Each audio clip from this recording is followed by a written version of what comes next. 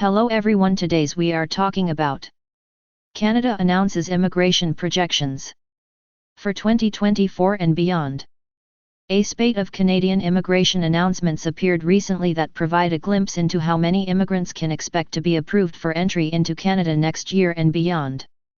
Canada's immigration levels will remain unchanged for 2024 with a target of 485,000 new immigrants.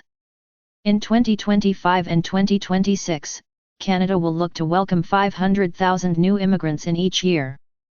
By comparison, on average America has taken in about 1,250,000 immigrants per year in the past, and it is 10 times the size of Canada.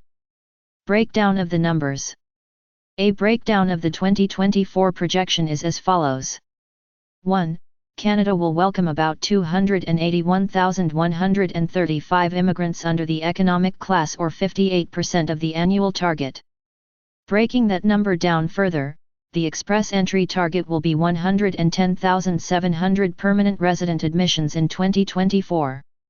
This means express entry will return to being Canada's main economic class admissions pathway. 2. The family class target will be 114,000 immigrants, or 24% of all admissions. Spousal, partner, and children sponsorship has a target of 82,000 admissions in 2024, and the Parents and Grandparents Program, PGP, target will be 32,000. 3. Humanitarian admission targets will be 89,865 immigrants, or about 19% of all admissions. These totals include refugees, protected persons, and those admitted for humanitarian, compassionate, or other reasons. 4. The Provincial Nominee Program, PNP, target that is run by the provinces will be 110,000 immigrants. The government also plans to take action over the next year to recalibrate the number of temporary resident admissions to ensure this aspect of their immigration system also remains sustainable. By comparison, American immigration policy is more family-oriented and does not have the express entry system of numerical sorting that Canada employs to determine which immigrants should be granted permanent residence based on their potential economic and social benefit. A new strategy. The new strategy, entitled An Immigration System for Canada's Future, has three major goals. A. Create a more welcoming experience for newcomers. B. Align immigration with labor market needs. C. Develop a comprehensive and coordinated growth plan. Canada is currently trying to cope with an affordability crisis and housing shortage that has led to several polls indicating less enthusiasm among Canadians for immigration than in previous years. However, IRCC continues to maintain high immigration targets because of a shortage of skilled labor in the face of a low birth rate and the impending retirement of millions of Canadian workers as they reach 65.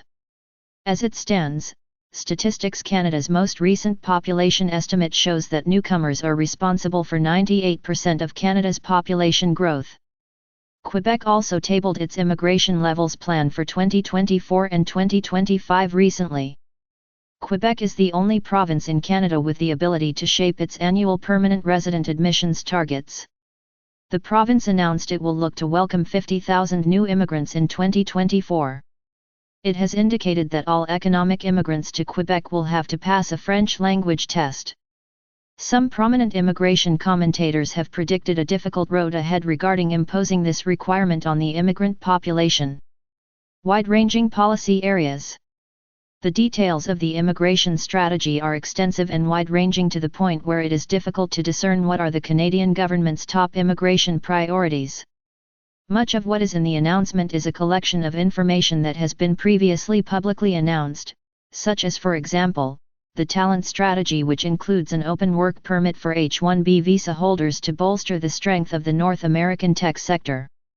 A digital nomad strategy to promote Canada as a remote work destination with the possibility to remain upon receipt of a job offer, and development of additional options for highly talented individuals to come to Canada to work with or without a job offer. Other areas covered include housing and health care, reducing wait times and improving services, building a modern online system for handling immigration applications, handling refugees, promoting rural development, promoting francophone immigrants and respecting Indigenous values. Most of these concerns are addressed by the American immigration system as well. Clarity missing. But again, there is a lack of clarity on what is the priority. Traditionally, Canadian governments have proudly unveiled new projected immigration numbers in announcements but have been hazy on program details. In that respect, these announcements follow suit. Setting processing targets in all federal immigration programs and meeting them would be an especially welcomed development. But the government meticulously avoids any such commitments.